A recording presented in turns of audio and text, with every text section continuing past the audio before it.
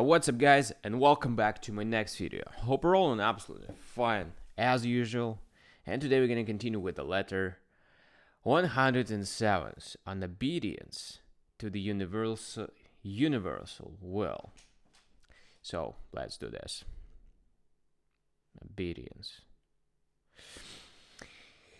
Where is that common sense of yours? Where that deftness in examining things, that greatness of soul? Have you come to be tormented by a trifle? Your slaves regarded your absorption in business as an opportunity for them to run away.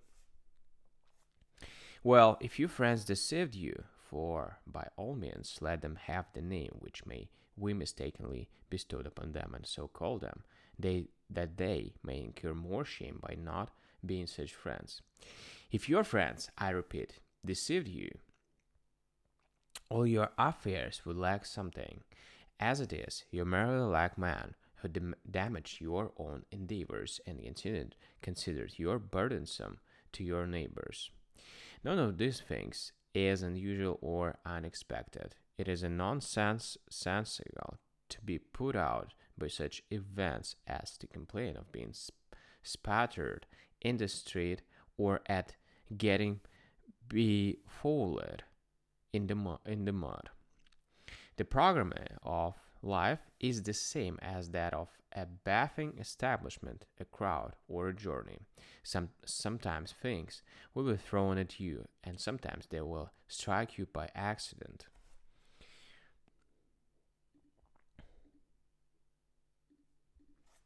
Life is not a dainty business. You have started on a long journey. You are bound to sleep, collide, fall, become weary, and cry out, or for death, or, in other words, tell lies. At one stage, you will leave a comrade behind you. At another, you will bury someone. At another, you will be apprehensive. It is amid stumblings of this sort that you must travel out this rugged journey. Does one wish to die? Let the mind be prepared to meet everything. Let it know that it has reached the heights around which the thunder plays. Let it know that it has arrived where grief and avenging. Let it know that it has arrived where grief, and avenging care have set their couch.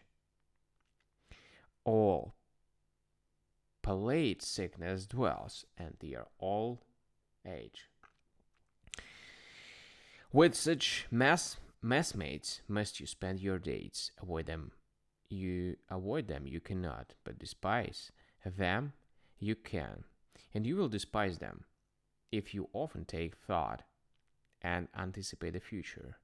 Everyone approaches courageously a danger which he has prepared himself to meet long before, and withstands even hardships if he has previously practiced how to meet them.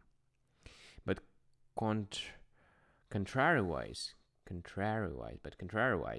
the unprepared are panic-stricken even at the most trifling things.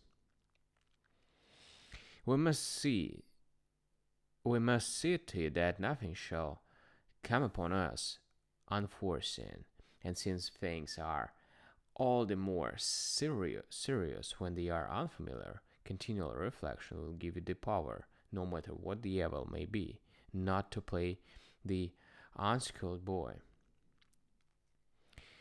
My slaves have run away from me. Yes, other men have been robbed, blackmailed, slain, betrayed, stamped underfoot, attacked by poison or by slander. No matter what trouble you mention, it has happened to many.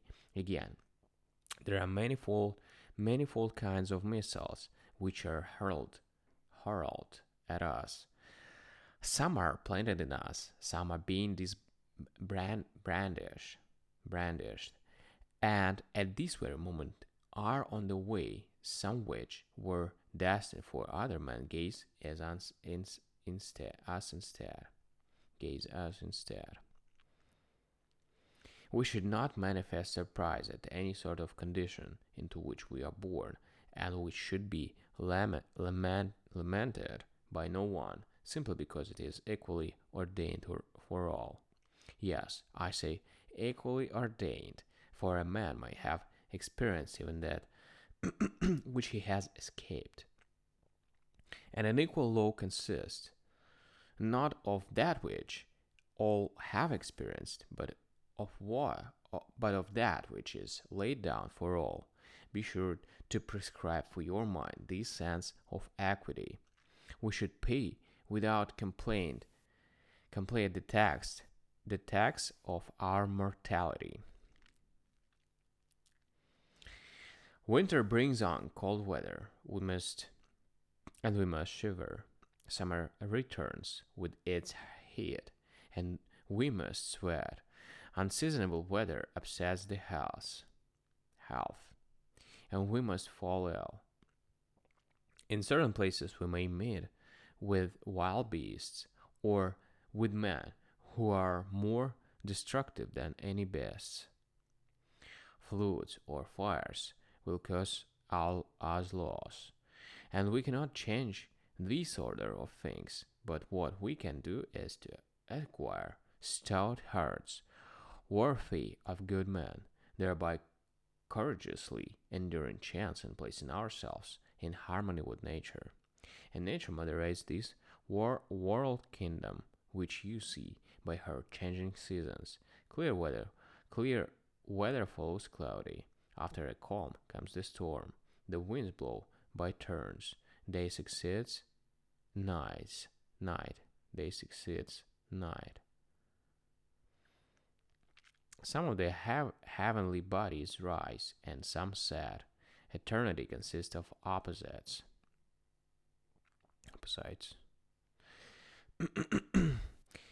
It is to this law that our souls must adjust themselves. These days should follow. These days should obey. Whatever happens, assume that it was bound to happen, and do not be willing to rail at nature. That which you cannot reform, it is best to endure and to attend uncomplainingly upon the God under whose guidance everything progresses. But it is a bad soldier who grumbles when following his commander.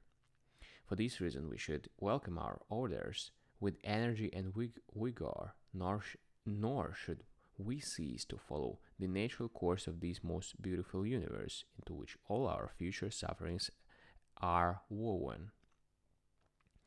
Let us address Jupiter, the pilot of this world mass, as did our great Clinphus in those most eloquent lines which I shall